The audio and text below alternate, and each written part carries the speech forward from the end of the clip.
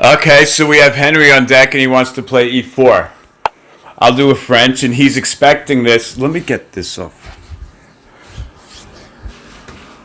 I'm going to get the sound set up and everything.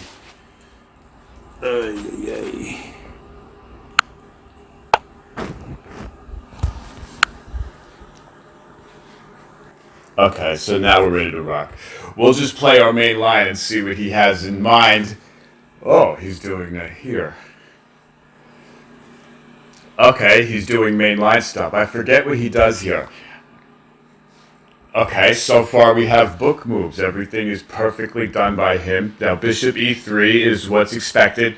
Right, this position you're looking at has been known since the 1800s. This was an idea of Steinitz, and I'm going to go ahead into my main line that I don't get to play often enough. Pawn takes pawn. We expect knight takes, and then we go bishop c5. These positions are very tough to play against somebody who knows how to play it. It's very tough. Now, most of the people you see online do not know how to play it. White's basic ideas, if they want to really go for it, they castle queenside. And if they want to wuss out, they can castle kingside. But if they castle kingside, there's really, it's nothing, neither side really has anything. It's kind of a draw. Okay, right, so queen e2, and with the idea of castling kingside, queenside. Now, pawn to a6 is normal. Not only does it take things away from their b5 square, people, graphics team, good job. But we're basically going b5 and attacking, there's a setup from here that's pretty well known. Black's moves are just automatic, really. So let's wait for him to go. Assuming that he's going to castle now. Oh, he's doing this right away. Aren't you hanging the e-pawn? I don't trust this. I think he just blundered. I'm pretty sure that f5 is not the move or a move. First of all, it's doing it too early. You want to get your pieces out and castle before you do this. And yes, f5 is one of the ideas. But e5 pawn is hanging, so I don't see any reason.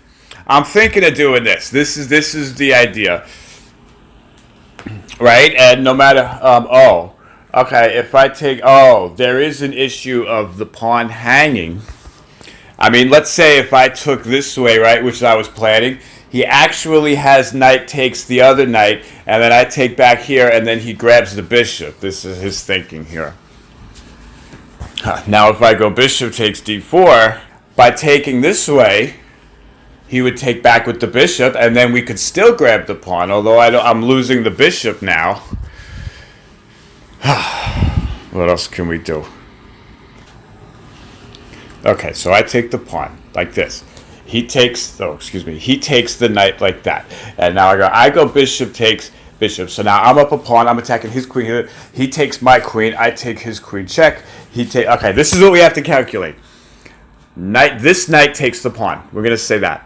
And now he's going to play knight takes knight. This is what we're concerned about. Knight takes the knight down there. And then we're going to actually play, we cannot take the knight here because then bishop takes is winning a piece for him. So after this, they take this. We actually going to go bishop takes the bishop. And now it attacks their queen. And the difference is when we take their queen, it's going to be with check. Like if they go queen takes that. Ooh, look at this. Queen takes bishop now.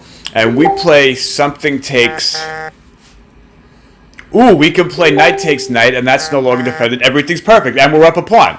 Okay, so this will give you basically an example of what we think about over the board. And yeah, it looks to me like knight takes, according to my calculations. I probably should have double-checked it, because there's always, this is one of my mistakes, is I trust my analysis. I should have really taken another couple minutes and double-checked that. See, I didn't see that move. Okay, what is this? We take back with the pawn. Does this change anything? Does this change? If we take back with the pawn, we're not even worried about this light square diagonal here because he put his queen on the dark square and his other bishop isn't out. So it looks to me like pawn takes pawn. And what can he do? Anything. Again, any variation where he goes knight takes e6 or something, I can always go bishop takes bishop. It attacks his queen, but when he takes my queen, I take his queen with check, which forces all those pieces off. Huh. Am I losing my d pawn at the end of the... Oh, what? Okay, right. This is the kind of stuff I was talking about. Now, he's going to have to, no matter what he does... Yeah, this is what I'm saying. Because if he wants to take this queen here, I can take his and it's with check. Yeah, and this forces that and it takes that. And now we're up a pawn, right? Right, this is French 101. Not only are we up a pawn, but we've really eliminated the central pawns. White had central pawns before. If you want to go back, if you move da da da da da da da da da. Yeah, so the whole strategy, if we can go back, hold on. Yikes, I'm hitting the wrong buttons here. Okay, so just to sum up here, the way the French is played is we hack away. You see how White made a center? We hack away at it. We go here, and then, again, so the f5 move too early just plays right into our hands.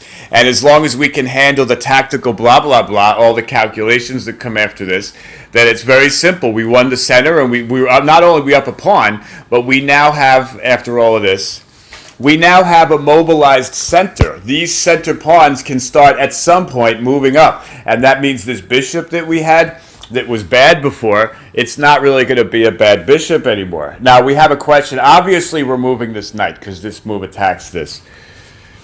Obviously, we're moving this knight now because they just attacked our knight.